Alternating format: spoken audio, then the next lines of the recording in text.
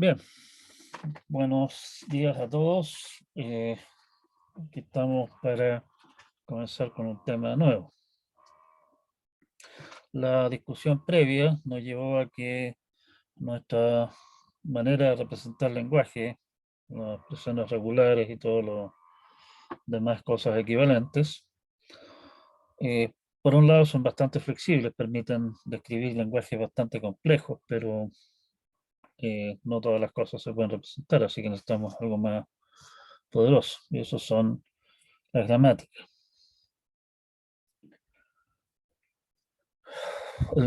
No regular lenguaje a la n de la n con n mayor o igual a cero significa que si nosotros queremos representar correctamente cosas tales como expresiones aritméticas, que como decía mi profesor de matemáticas en media, que siempre nos decía todo lo que se abre se cierra, hablando de los paréntesis.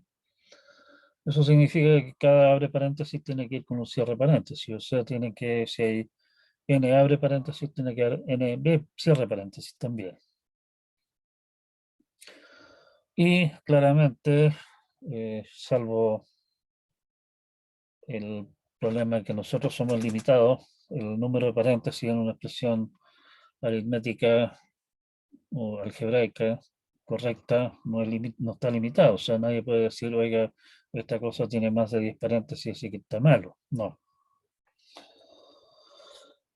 Eh, Cosas más complejas, que de alguna manera también tienen estructuras parecidas, que se anidan en forma arbitraria y con su abre y se cierra, aparecen también en cosas tales como en lenguaje de programación C o Python o cualquier otro lenguaje de programación que ustedes elijan. Y claramente eso no lo vamos a poder representar mediante expresiones regulares. Así que requerimos algún mecanismo más poderoso. ¿Cómo qué? Bueno, la cosa que se le ocurrió a alguien hace quién sabe cuánto tiempo atrás fueron gramáticas que se usan para representar básicamente lenguajes eh, naturales, que podríamos llamarle, para distinguirlo de lenguajes artificiales como los lenguajes C, y que se formalizaron luego para proveer un mecanismo matemático para describir esta clase de cosas.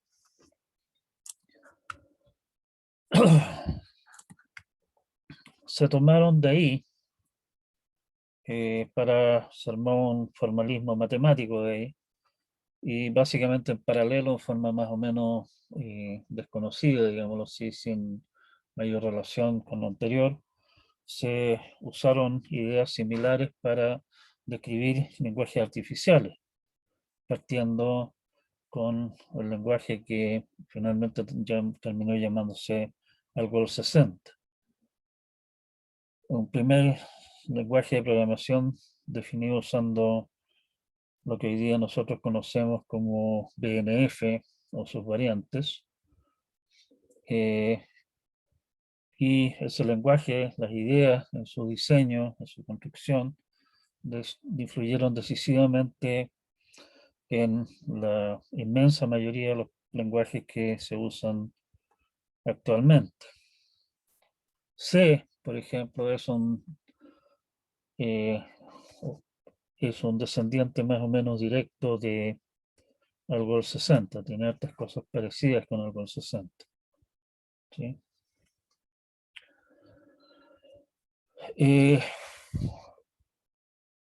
bueno, ustedes probablemente no han visto mucho del lenguaje de programación, aún menos del lenguaje de programación, llamémoslo así, histórico, pero como alguien que sufrió de alguna manera los coletazos de los efectos de los lenguajes anteriores y vio algunos de los lenguajes antiguos, digamos, todavía en uso en aquella época, en los años 70, eh, los lenguajes de programación que tenemos nosotros hoy día son realmente un lujo, en gran parte debido a la tecnología de gramáticas utilizadas para definirlos. Vamos, nos interesa la teoría matemática que hay detrás de estas cosas. La práctica concreta en realidad debería quedar para un curso distinto. Por el momento, tengan un poco paciencia, vamos a hablar de gramática un poco en el aire, de ahí vamos a aterrizar el cuento para contar cómo estas cosas realmente definen el lenguaje. Una gramática, G, esa no es una N, es una nu mayúscula, porque es un alfabeto. Sigma, P, P es una P, ¿sí? S consta de las siguientes piezas. Nu mayúscula, el alfabeto de no terminales.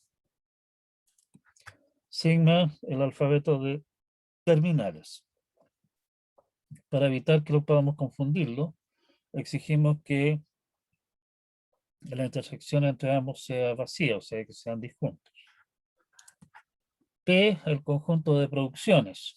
Una producción tiene la forma alfa, flecha, beta, donde alfa pertenece a nu unión sigma asterisco, nu unión sigma asterisco, o sea, en castellano alfa está formado por terminales y no terminales y tiene que contener al menos un no terminal. Y beta pertenece a nu unión sigma asterisco, o sea, contiene terminales y no terminales a gusto. ¿Sí? La idea en el fondo es ir construyendo cosas y cuando hayamos construido una palabra que esté formada solamente por terminales, obviamente el proceso para, porque ya no puede seguir, y esa palabra la vamos a decir que pertenece al lenguaje. Ese es el símbolo partida, que es un no terminal. Comúnmente, para abreviar, como a cada rato vamos a estar hablando de nu unión sigma, se llama V a nu unión sigma, el vocabulario de la gramática, ¿sí? Para abreviar, para no tener que estar escribiendo a cada rato tonteras. A las palabras de V asterisco se les llama formas sentenciales de la gramática. En castellano, como ya dijimos, el lado izquierdo de la producción son terminales y no terminales. Debe contener al menos un no terminal. El lado derecho son terminales y no terminales, sin ninguna clase de restricción. La relación de derivación en G da a G una gramática con V su vocabulario. La relación de derivación de G entre formas sentenciales se define mediante lo siguiente. La forma sentencial G en U deriva la forma sentencial V. Si, solo si, yo puedo escribir X, U como X alfa Y y V lo puedo escribir como V, lo puedo escribir como X beta Y y alfa da beta es una producción. O sea, básicamente lo que estoy diciendo, tome una producción, ubique su lado izquierdo, el alfa, en alguna parte en V y reemplácelo por beta. Eso es lo que hace un paso de derivación, una derivación en G.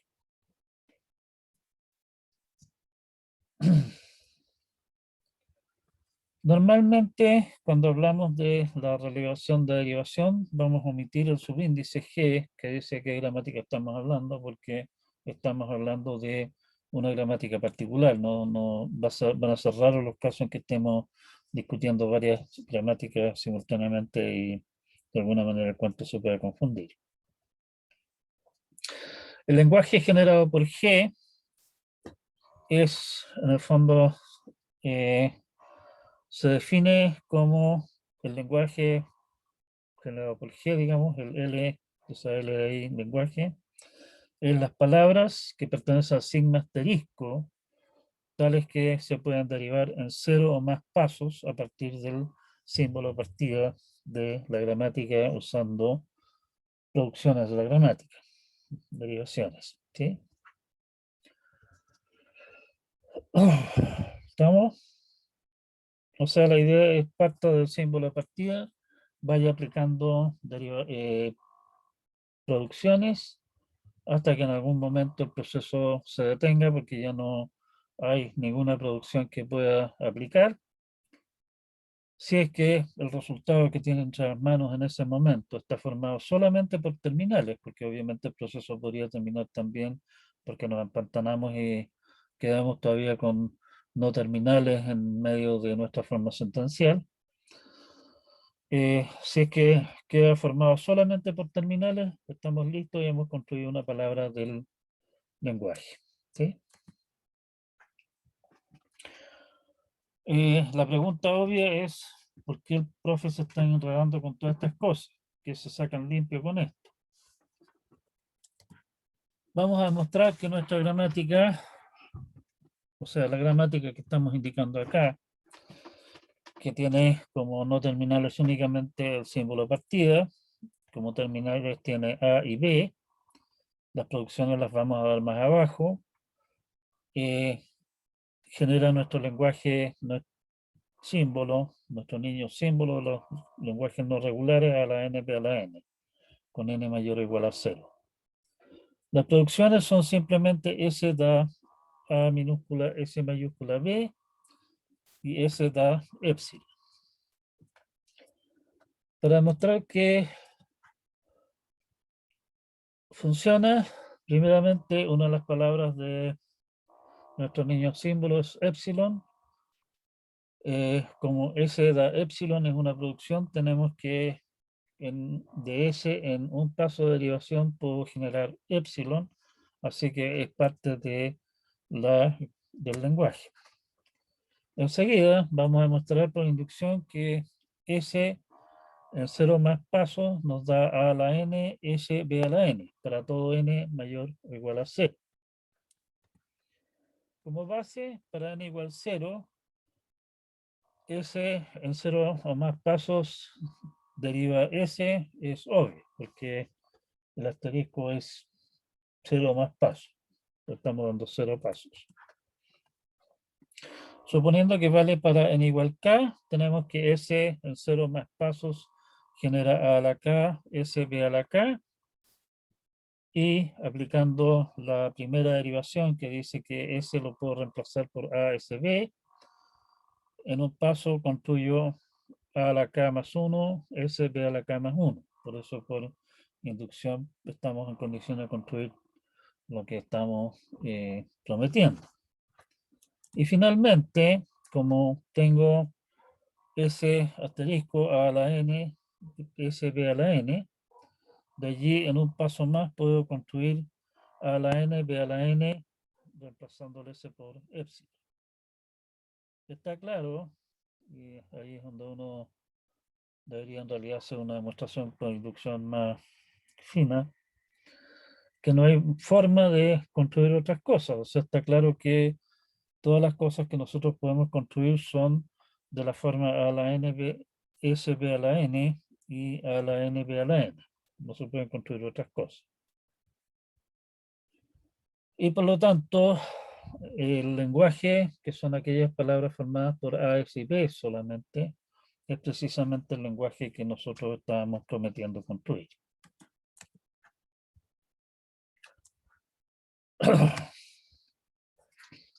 Con eso queda demostrado que todo este lío que nos estamos armando acá, sí nos permite construir cosas que no se pueden lograr hacer con lenguajes regulares y tiene sentido complicarse la existencia con estas cosas. Como un paréntesis para los amantes de BNF, ustedes habrán visto en el ramo de lenguaje de programación, hay aquellos que ya lo hayan tomado, lo estén cursando en este momento, que esto es bien parecido, las gramáticas son bien parecidas a lo que es BNF. En realidad BNF es una manera de describir gramáticas, pero tiene algunas convenciones que hacen que el asunto sea más entendible, sea más útil para cosas prácticas y no solamente discusiones teóricas, que es lo que estamos diciendo nosotros acá. Lo que tenemos nosotros acá está más bien orientado a eh, preocuparnos de la teoría del cuento, no tanto en hacer una aplicación práctica. Algunas convenciones para abreviar la descripción de la gramática, vamos a adoptar las siguientes convenciones. Vamos a usar letras mayúsculas, típicamente A, B, C y cosas así, para referirnos a símbolos no terminales. Vamos a usar letras minúsculas, típicamente A, B, C, y de repente otros símbolos como más, menos, abre y cierra paréntesis, etcétera, como terminales. De los otros símbolos vamos a excluir la flecha y la barra vertical, que le vamos a dar usos distintos dentro de nuestra gramática. Otra cosa es que, y aquí es donde entra el uso de la barra vertical, es bastante común que nos encontremos con un montón de producciones que tienen el mismo lado izquierdo. O sea, si tenemos producciones alfa da beta 1, alfa da beta 2, hasta alfa da beta n, eso lo abreviamos como alfa da beta 1 o beta 2 o finalmente beta n. ¿Sí?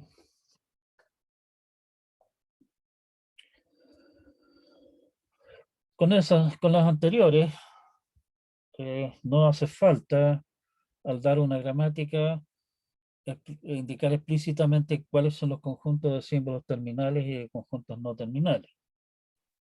En realidad, sí, podría ser que nosotros dijéramos, oiga, mi conjunto de no terminales, esta tremenda colección de cosas de las que al final termino usando solamente unas pocas, y lo mismo respecto de los conjuntos de terminales, pero eso en realidad no tiene absolutamente ningún efecto práctico, así que para nuestros fines nos olvidamos de esa clase de cosas no tan útiles.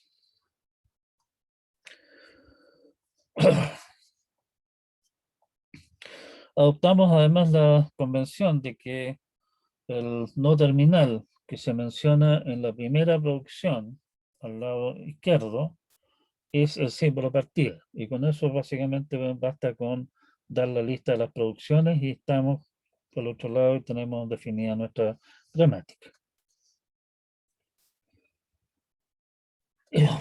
Como mascota vamos a adoptar la gramática siguiente,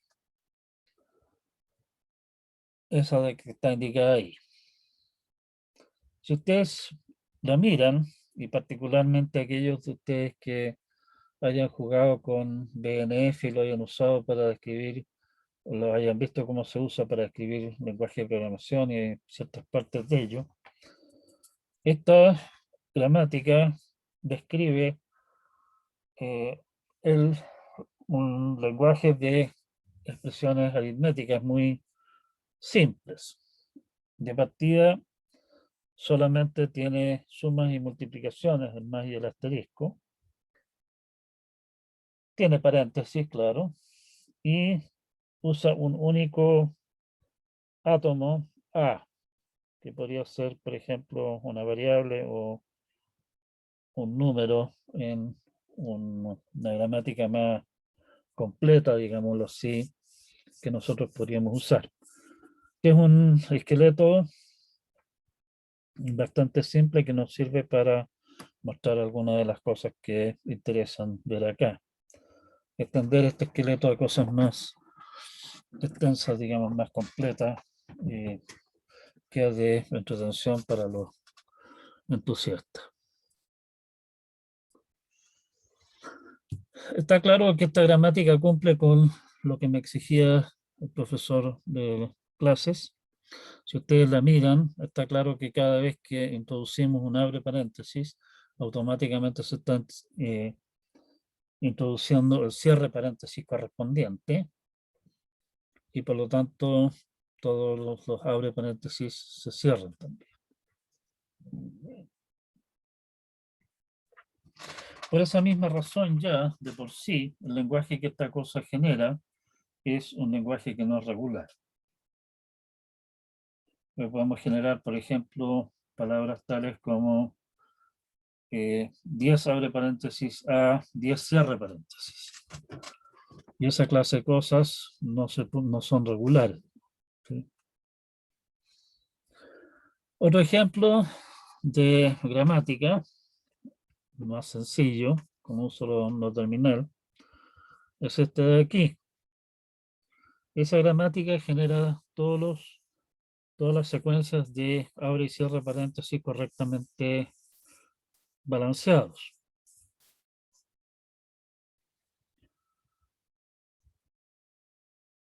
Primeramente, epsilon es una secuencia de paréntesis balanceados y es parte del lenguaje por la producción S de epsilon, que es esta de acá, la segunda. Entiendo que ustedes no ven el mouse, ¿cierto?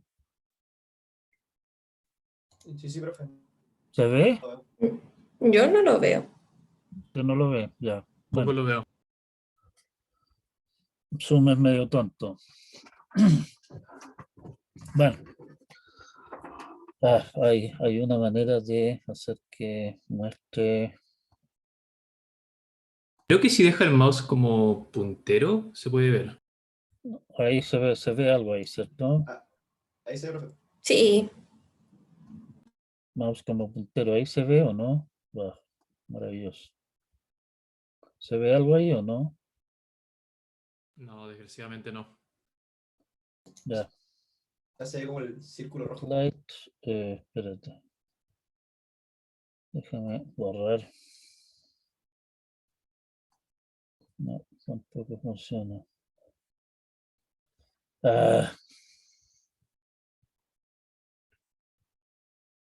Ahí sí. ¿Se ve una pelota de colores Sí, ahí? Ahí sí. se ve. Ya. Es bastante mala la.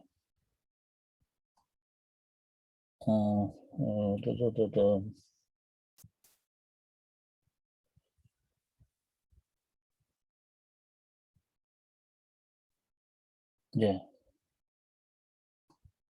Ya, ahí por lo menos borré esa cosa. profe, Sí, a lo mejor dígame. es por... ¡Ay, lo vemos! Igual de todas Sí, maneras. no, sí, está tratando de borrar los rayones que había hecho. Ujú. A lo Esa mejor igual producción, puede... profe, a lo mejor sea porque el modo de presentación que tiene, o sea, por el programa que tenga, a lo mejor como que no esconde el mouse, puede ser, no sé.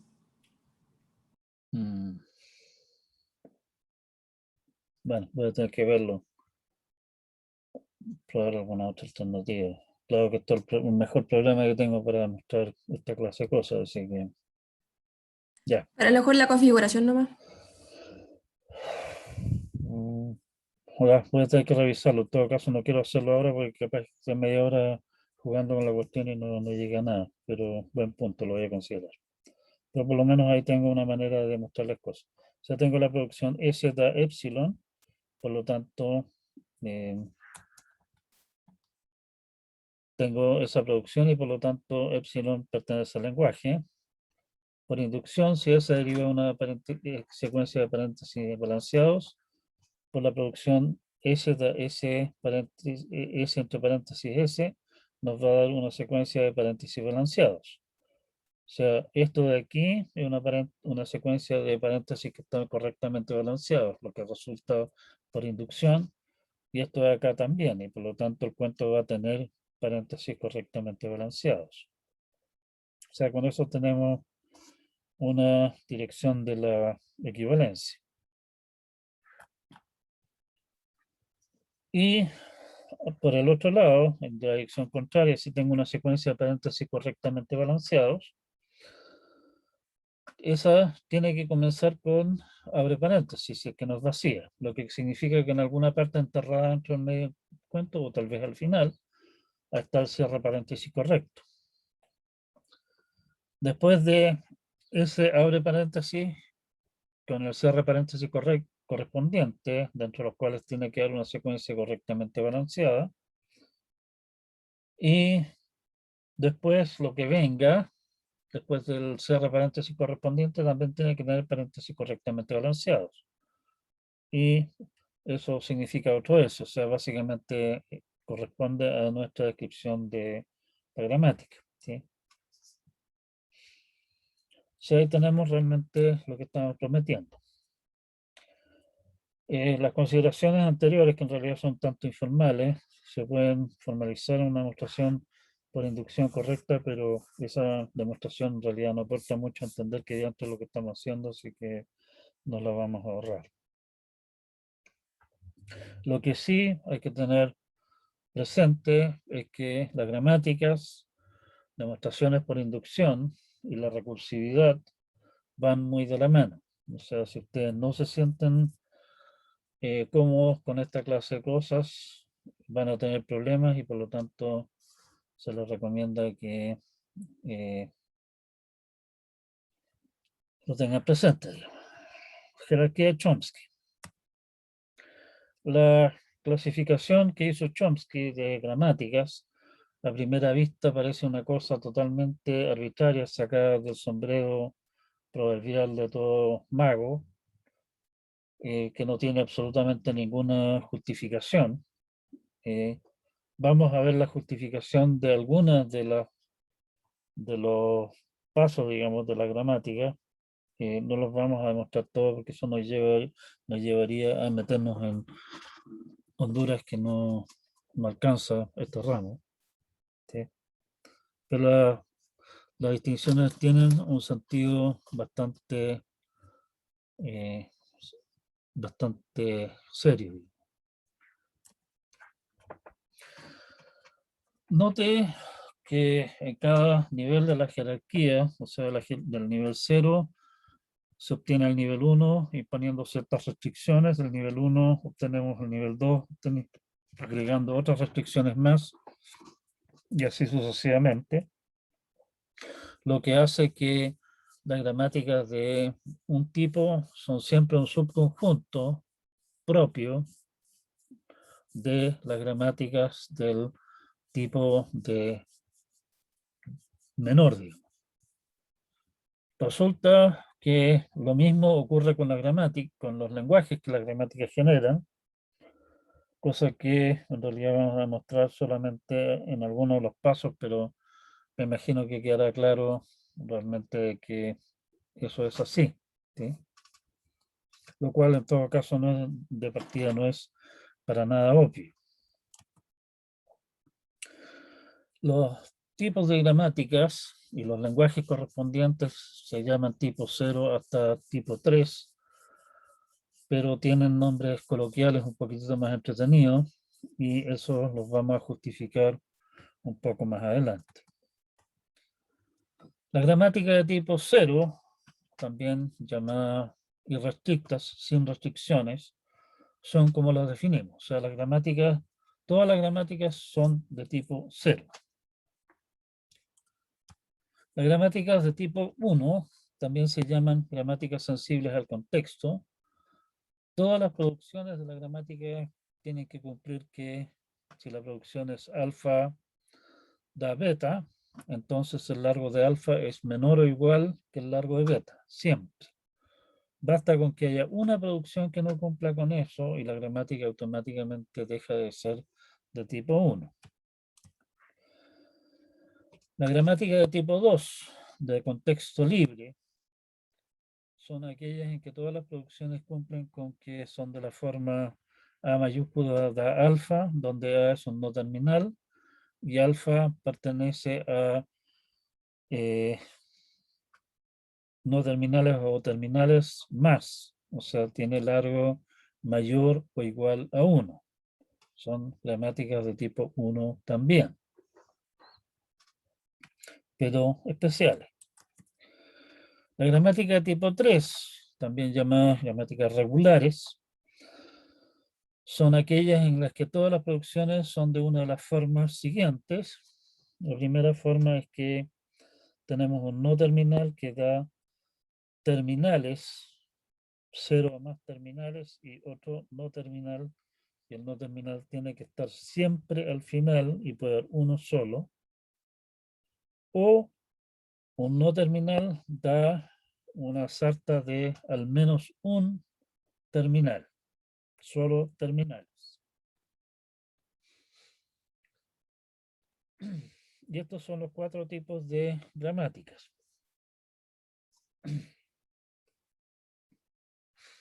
La gramática tipo 2, la gramática con texto libre, son el tipo de gramáticas que ustedes habrán visto si lo miran, digamos, la forma que tienen las producciones en la descripción de lenguaje de programación en BNF. ¿Sí? Son en realidad un formalismo para escribir gramática de contexto libre. Justificación de los nombres estos, la gramática tipo 3 regulares generan casi los lenguajes regulares. El casi ese es un detalle técnico que en realidad no tiene mucha importancia práctica y por eso se llaman así. La gramática tipo 2, también llamadas de contexto libre, se llaman así porque las producciones reemplazan el lado izquierdo de el no terminal A por beta por el derecho y básicamente no importa dónde diantres, en qué clase de contexto, qué es lo que viene rodeando al A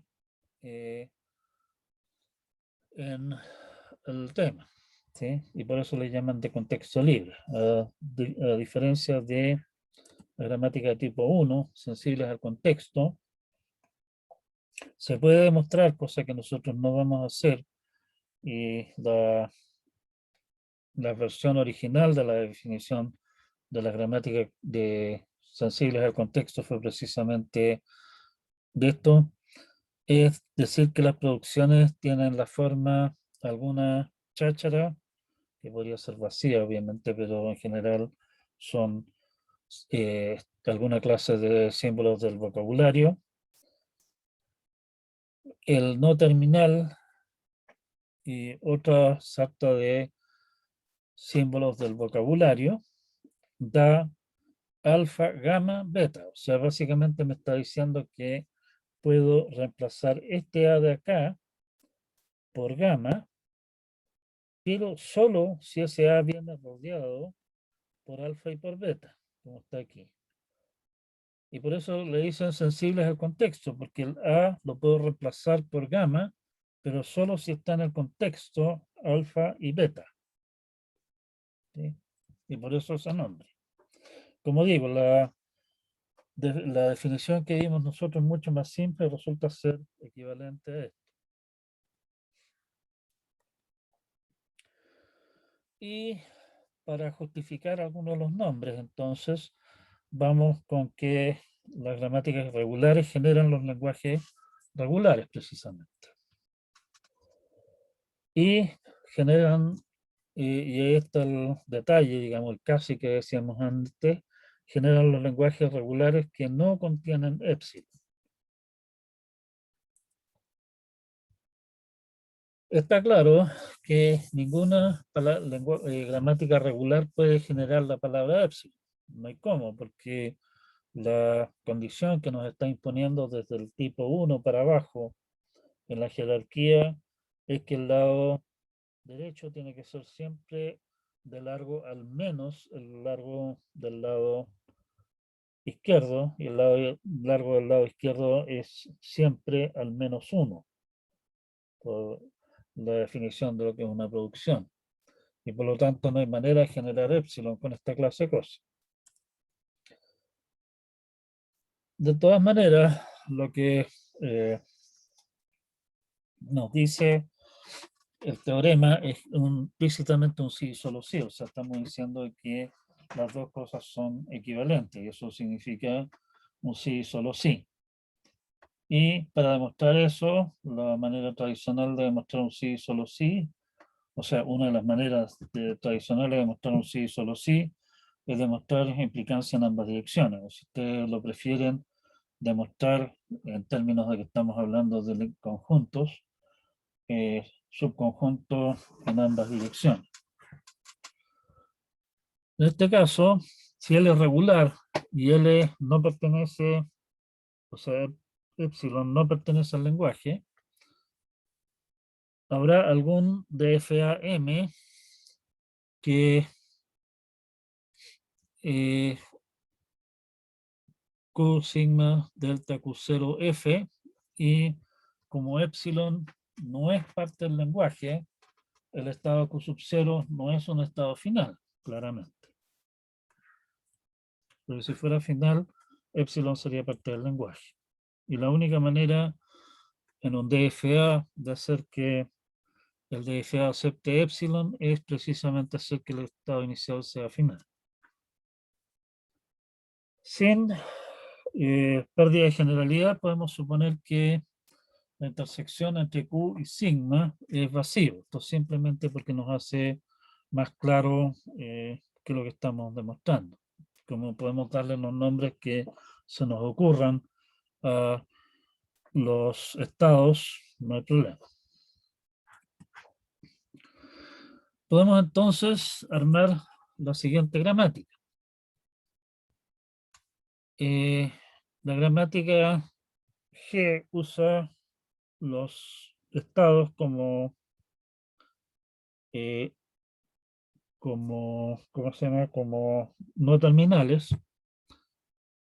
Bueno, tenemos exactamente el mismo conjunto de terminales. Las producciones las vamos a dar más abajo. Y Q sub 0, o sea, nuestro estado inicial, lo usamos como símbolo inicial. Y las producciones son Q da A P, si es que delta de Q A es P.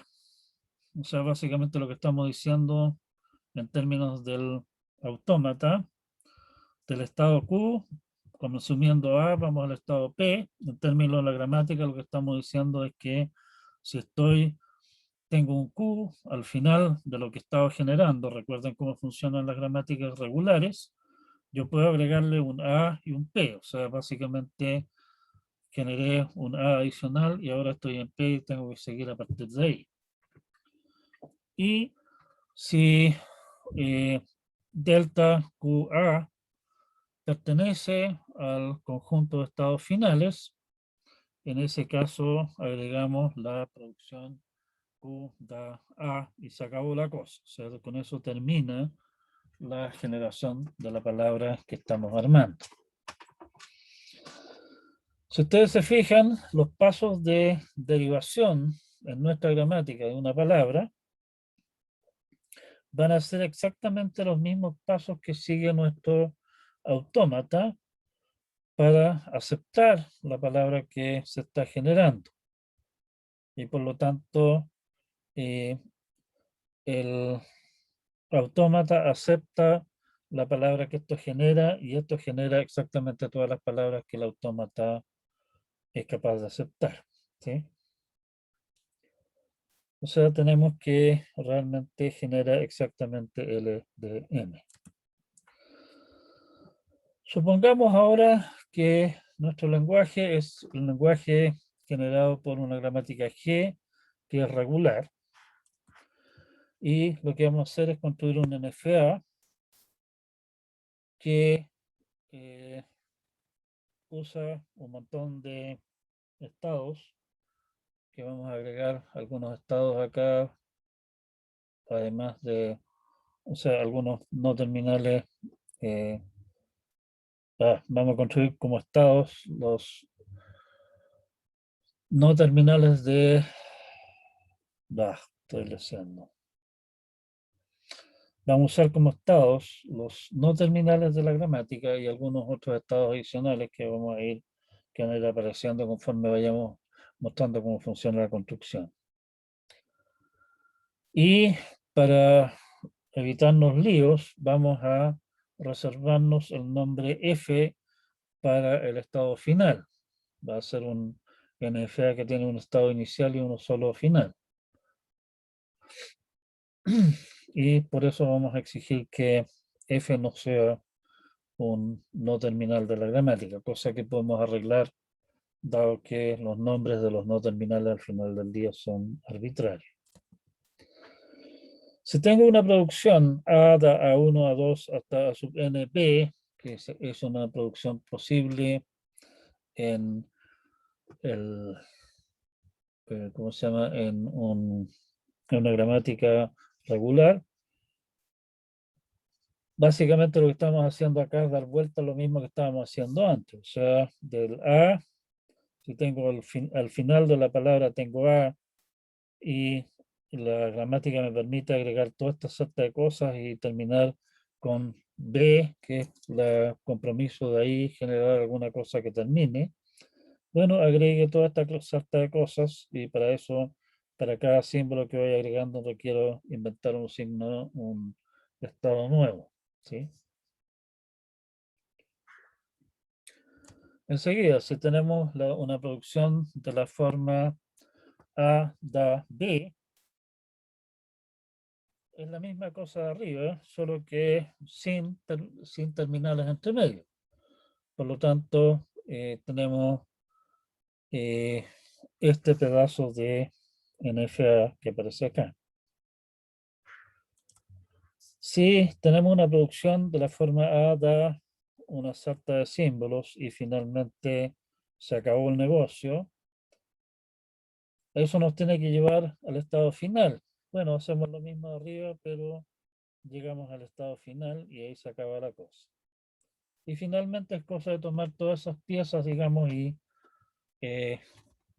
identificar todas las veces que aparece A y enseguida, opcionalmente, desenmarañar lo que resulte.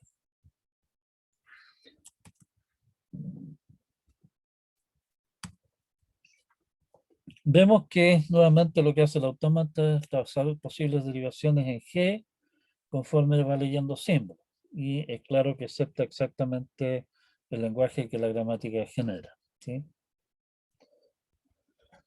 Bastante trabajoso, como ustedes ven, demostrar cosas acá. En realidad, esta demostración igual es bastante informal en algunas partes. Y para realmente amarrar todo este cuento tendríamos que completar la diversión con un festival de demostraciones por inducción. No quiero llegar a esa clase de extremos de formalidad y precisión. Lo que a mí me interesa es que ustedes entiendan qué es lo que está pasando aquí y por qué. ¿Sí? Así que no vamos a insistir demasiado en tanto detalle como esto. La restricción irritante de no poder generar epsilon la podemos evitar permitiendo producciones A da epsilon. Lo que el teorema previo podemos hacer los ajustes obvios y en realidad no cambia nada. El no permitir producciones de la forma A da epsilon es más que nada para cumplir con el hecho de que las gramáticas de tipo 3 son gramáticas de tipo 1, en el caso particular. Pero realmente el permitir producciones A da epsilon no hace una diferencia realmente sustancial. Las gramáticas regulares, entre comillas, digamos así, que tienen la posibilidad de producciones A da epsilon, sí generan todos los lenguajes regulares como los habíamos definido nosotros mediante expresiones regulares y autómata y toda la cosa. La distinción formal de que no debe generar epsilon es simplemente para mantener la jerarquía. ¿Sí? Si queremos ser rigurosos y formales, no podemos permitir producciones a la epsilon. Si queremos usar esto en la práctica o queremos ser relativamente informales, podemos permitirlo. La gramática siguiente, S da a B, ASB o AB, es una gramática con texto libre. Si ustedes se recuerdan la gramática que nosotros armamos originalmente para representar nuestros niños símbolos, los lenguajes no regulares, esa gramática es una gramática tipo 0 porque tiene la producción S da epsilon. Esta gramática de acá, que una pequeña variante de eso es una gramática de contexto libre.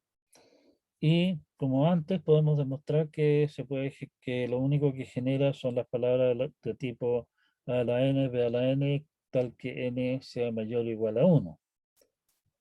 Y ese lenguaje es trivial demostrar que no es regular.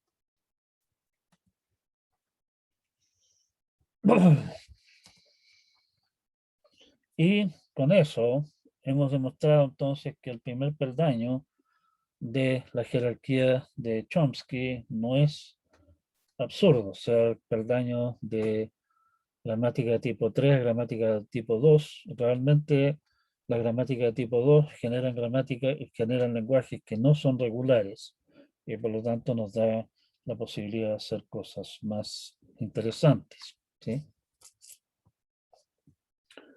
Todavía nos queda un rato.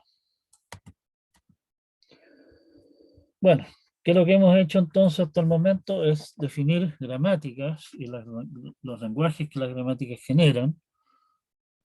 La idea básicamente es parte del símbolo de partida, aplique producciones, donde aplicar una producción es ubicar un lado izquierdo de una producción y en lo que tenemos entre las manos en este momento, en nuestra forma sentencial, y reemplazarlo por el lado derecho correspondiente y así seguir hasta que en algún momento no podamos seguir. Si el resultado al final del proceso, cuando ya no haya cómo continuar, contiene solamente símbolos terminales, es una palabra propia parte del lenguaje. ¿Sí? Y por esa vía entonces nuestra gramática define un lenguaje. Eso es la relación de derivación, es aplicar un paso de derivación, o sea, aplicar una producción. En realidad, típicamente a nosotros nos va a interesar tener varios pasos de derivación, no uno solo. Y por eso nos interesa la relación doble flecha asterisco. Describimos la jerarquía de Chomsky definiendo la gramática de cada nivel de la jerarquía por la forma de sus producciones. Y comentamos que de la misma manera que las gramáticas de tipo 3 son un subconjunto propio de las de tipo 2, que son un subconjunto propio de las de tipo 1, que son un subconjunto propio de las de tipo 0. Lo mismo ocurre con los lenguajes. Los lenguajes de tipo 3 son un subconjunto propio de los lenguajes de tipo 2, que son un subconjunto propio de los de tipo 1, que son un subconjunto propio de los lenguajes tipo 0. Donde demostramos precisamente el primer peldaño, o sea, los lenguajes de tipo 3 son un subconjunto de los lenguajes de tipo 2. ¿Sí? O sea, en ese sentido, por lo menos la distinción que se está haciendo no es completamente arbitraria.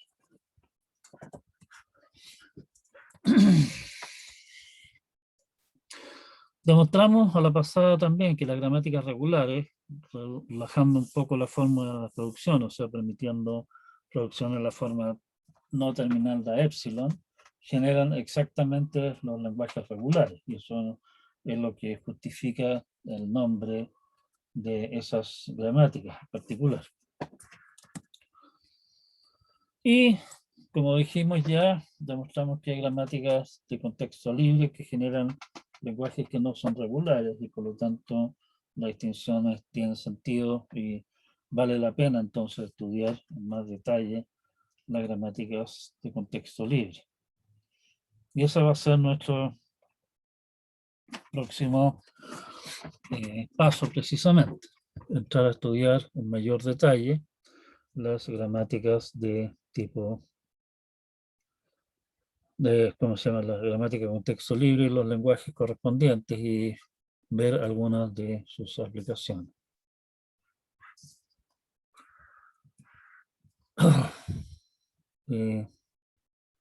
Nos vamos de aquí entonces, que esto me lo permita. Perfecto, gana premio al concursante.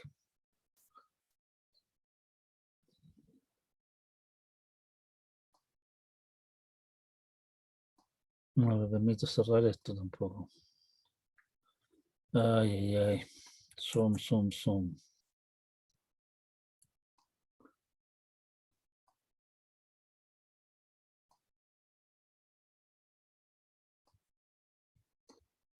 No sé si me deja. Sí, me dejo. ¿Estamos claros? Déjenme ver si es que hay. Oh, Sí, profe, sí, hay todo algo. bien. Sí, dígame. No, sé que todo bien. Había preguntado si todo claro. ¿Cómo? No le Eh, había, escuché bien. pregunt- había preguntado si todo claro y yo le respondí que todo bien. Ah, obvio. Chanfles. Me siento halagado de estar hablando tan claramente. Nos quedan todavía unos, ¿cuántos son? Como 15 minutos, 20 minutos, así que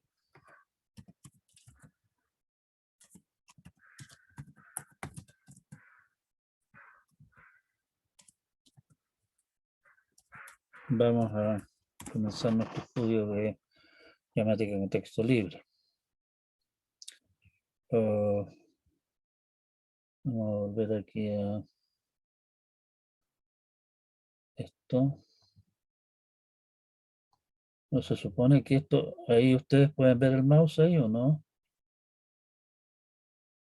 No, no se puede ver el mouse. No, profe. ¿No? Ya, o sea que esto nomás funciona. No las distintas maravillas que dice Zoom que funcionan. Ahí se fue, maravilloso. Ya. Tendré que mantener esta cosa prendida entonces. Spotlight. Gramática del lenguaje de contexto libre, nuestro siguiente tema.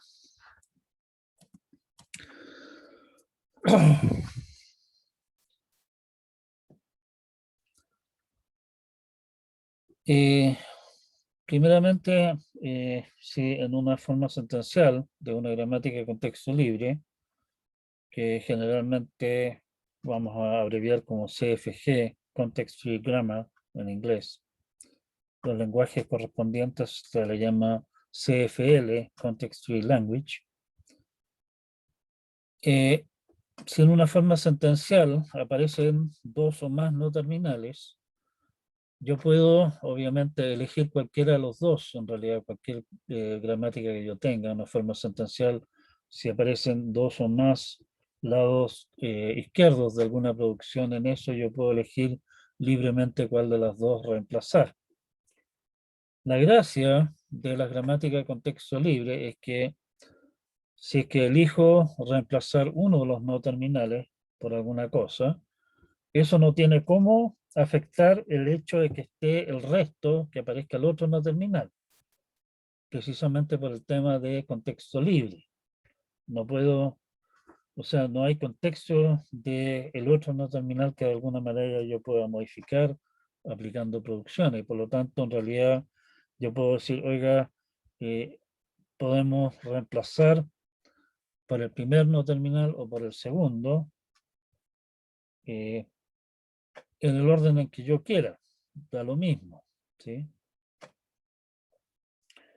Claro, da lo mismo desde el punto de vista de lo que vamos a obtener al final, pero formalmente los pasos de la derivación son diferentes y por lo tanto son derivaciones distintas.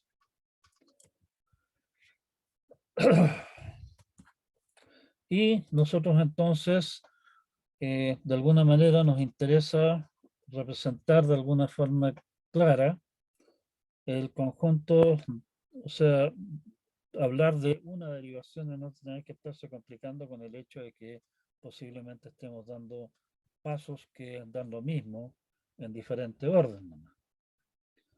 Hay varias salidas posibles a esto. Una salida posible es exigir que las operaciones se hagan en un orden particular. O sea, considere los no terminales desde siempre el primero, o sea, vaya de izquierda a derecha, a eso se le llama una derivación de extrema izquierda o canónica, Si siempre reemplazamos primero por el no terminal que aparece más a la izquierda,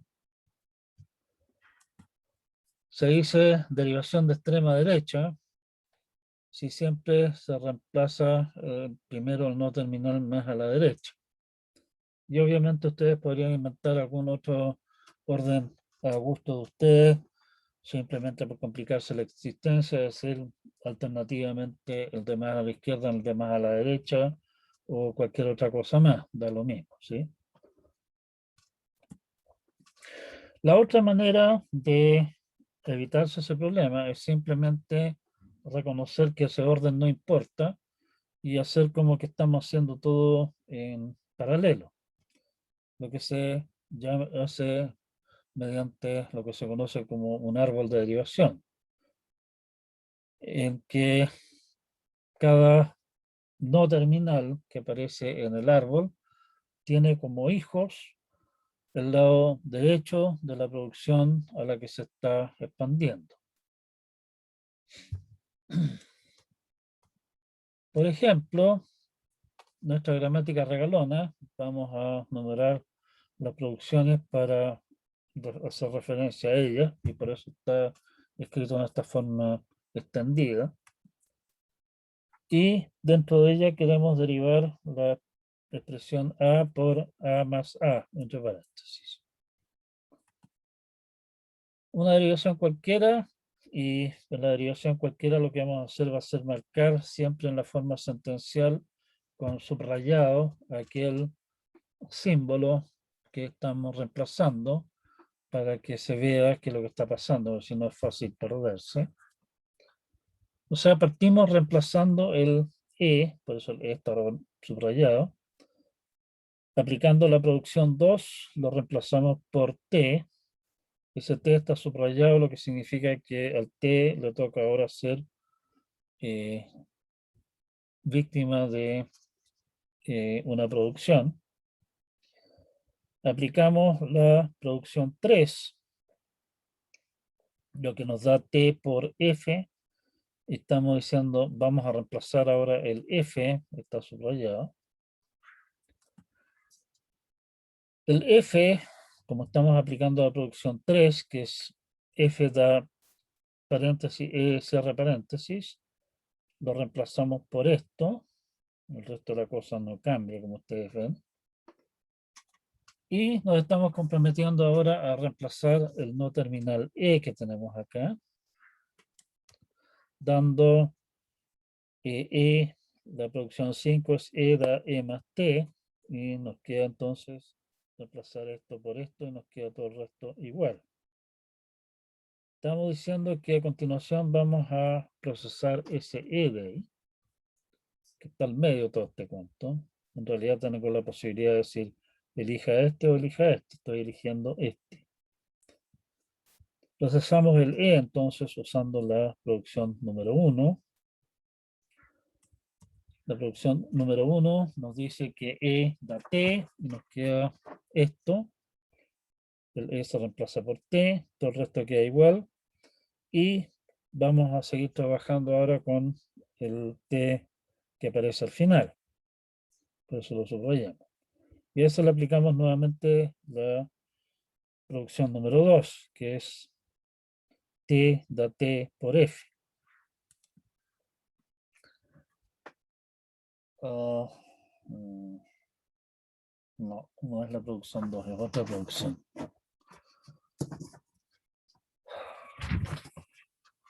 Por partes, la producción T da F.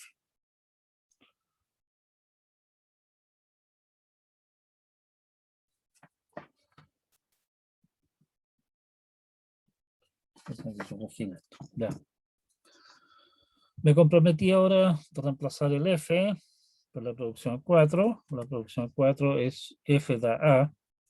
Y me quedan entonces en el resultado, que es esto de aquí, yo puedo elegir este T o este T de acá. El resto de las cosas son todos terminales y ya no van a cambiar más. Estoy eligiendo primero, le voy a aplicar la producción 6, que en realidad esa es la producción que apliqué acá, no la 2, sino que la 6. es que significa que t se transforma en un f. Y me queda esto de aquí. En esto voy a seguir trabajando con el t, al que lo voy a aplicar nuevamente la producción 4, que es... no es la producción 4, pero no importa. T da f. Que me deja entonces esto, o sea, estoy aplicando la producción T da f aquí, que me da esto. Quedo con este f, con esto de acá. Voy a seguir trabajando con ese f, que me deja con a. Me queda solamente este f para seguir trabajando. Lo reemplazo por a y termino con la palabra que estaba tratando de construir. Lo que demuestra que a por paréntesis a más a cierre paréntesis es realmente parte del lenguaje que nuestra gramática genera. La derivación canónica, o una derivación canónica, para ser más preciso, correspondiente sería hacer esto, y aquí en realidad no tiene sentido estar marcando nada con subrayados, porque está claro que en este, como es una derivación canónica, tengo que reemplazar el t. En el resultado tengo que reemplazar el t, que es la primera cosa que aparece. Reemplacé t por f. Tengo ahora que reemplazar el f y termino con a por f. Este es un terminal, por lo tanto lo único que puedo trabajar ahora es este f. Ese f lo reemplazo por, abre paréntesis, cierre paréntesis. El primer no terminal del resultado es el te, que lo reemplazo por e más t, quedo con esto. El primer no terminal del resultado es nuevamente el e, tengo que trabajar con este, ese lo transformo en t, de ahí lo transformo en f, lo transformo en a, y ahora a por, abre paréntesis, a más, son todos terminales, me está quedando solamente el t para trabajar, t da f, f da a, y terminamos con nuestro proceso. Si ustedes comparan los pasos que estamos dando acá con los pasos de la derivación anterior, son definitivamente completamente distintos. Pero si ustedes se fijan en cómo fue que llegamos a cada una de las piezas del asunto, al final son exactamente la misma. O sea, tal como comentábamos antes, nosotros consideraríamos estas dos derivaciones como esencialmente la misma. La manera de representar eso en forma más compacta, más visual, es como lo decía mediante el árbol de derivación, que estamos diciendo, mire, nuestro E da T, el primer paso, este T da T por F, aquí tenemos un paso de la derivación, correcto. Y ahora, independiente si queremos trabajar primeramente por este lado o por este lado, el T da F da A, el por es por y se acabó la historia. El F me da paréntesis, E paréntesis. Luego este E me da E, que da T, da F, da A, más T, que da F, da A. Y tenemos como hojas de nuestro árbol, perdón, A por paréntesis A más A cierre paréntesis. En realidad esto debería estar un poquitito más apretado acá, pero la arbología aquí no me acompaña mucho, que digamos. ¿Sí? De esa manera, este árbol de derivación, y con esto vamos a terminar por hoy día, resume las dos derivaciones anteriores. No, todavía nos queda un tema todavía.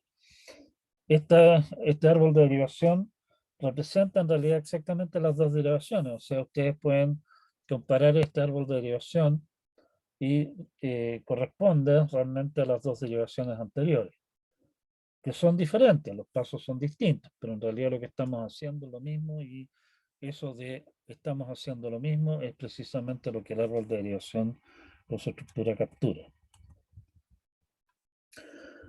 Si yo tomo un árbol de derivación, está claro que es fácil a partir de él construir una exactamente derivación de extrema izquierda, ¿sí? O sea, es cosa de ir pasando las cosas, decir, oiga, esto me da esto, de ahí tengo que seguir con la rama de más a la izquierda y así sucesivamente. Y recién cuando esta rama más a la izquierda se acabe, puedo empezar a procesar las otras ramas. O sea, exactamente lo que ustedes harían si que estuvieran recorriendo el árbol en preorden, por ejemplo, ¿cierto? En términos de lo que vieron al respecto de la estructura de datos. La estructura, perdón, la gramática en ese sentido impone una cierta estructura sobre la palabra. O sea, podemos entender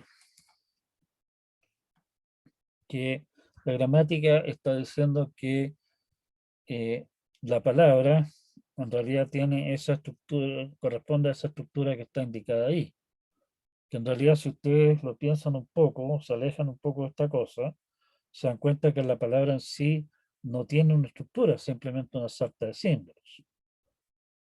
Nosotros cuando leemos, por ejemplo, una expresión aritmética como el A por paréntesis, A más A, cierra paréntesis, nosotros le imponemos una cierta estructura de decir, ah, no, lo que está entre paréntesis se hace primero, y por lo tanto hacemos primero la suma y después lo que se hace es la multiplicación de la otra cuestión. Estamos haciendo una multiplicación de A por lo que está entre paréntesis y no al revés, porque eso es lo que dice la estructura de la estructura que entendemos nosotros internamente que tiene esa expresión aritmética. Ya. Si nosotros quisiéramos darnos el trabajo de calcular el valor de la expresión, pensando que nuestro árbol de derivación representa una expresión, lo que haríamos sería precisamente usar un recorrido en postorden, ¿cierto? O sea, postorden significaría partir por este, que me significaría calcular con el valor con el cual puedo calcular este, puedo calcular este, puedo calcular este, calculo este, que me da el valor de este, me da el valor de este. Con estos dos valores y el más puedo calcular el valor de este, que me da el valor de este, que con los paréntesis, que en realidad no aportan nada en este momento, me da el valor de esto. Mientras por el otro lado, esto me da el valor de esto, me da el valor de esto, que ese valor con la multiplicación y el valor de esto, me da el valor de esto, que finalmente es el valor de la expresión. Y ese es el misterio de cómo diantres se le arregla, por ejemplo, un programa, una calculadora o un programa como su compilador Python, o su intérprete Python más bien, o su compilador C, de saber en qué orden tiene que hacer las operaciones correspondientes para calcular una expresión. Esa estructura que el árbol de derivación, la gramática, impone sobre las palabras en el fondo, hace que los árboles de derivación y por lo tanto las gramáticas de contexto libre, las que nacen, aparezcan por todos lados cuando hablan de lenguaje de programación. De alguna forma, cuando hacemos esto, estamos asociando a la palabra un significado que viene representado por el árbol de derivación correspondiente. Está claro que hay más gramáticas que generan el mismo lenguaje que nuestra gramática regalona, por ejemplo, es el lenguaje de allí, que es mucho más simple. El problema que tiene es que